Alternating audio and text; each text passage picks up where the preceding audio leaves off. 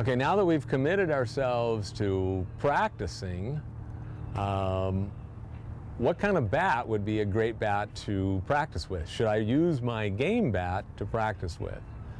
And depending on your game bat, but most people they've kind of purchased a little bit more expensive bat, and you don't want to mess that up, especially like if you go to batting cages, they've got these dimple balls that will just tear up your really expensive bats.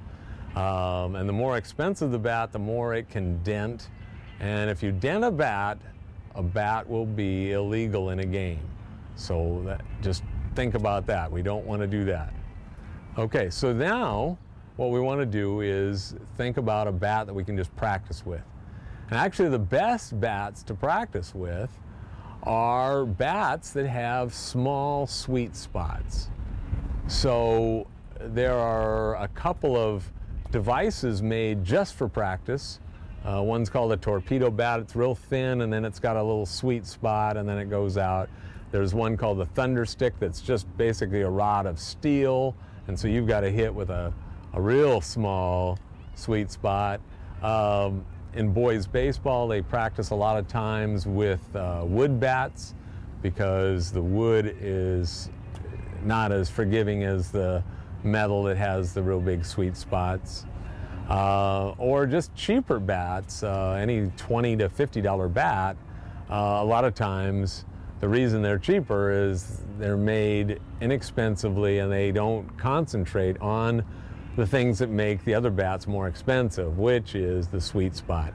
So I have a bat that's actually just a little bit skinnier than league official rules allow, and has a sweet spot about this big, and it's perfect for practice. It costs 20 bucks.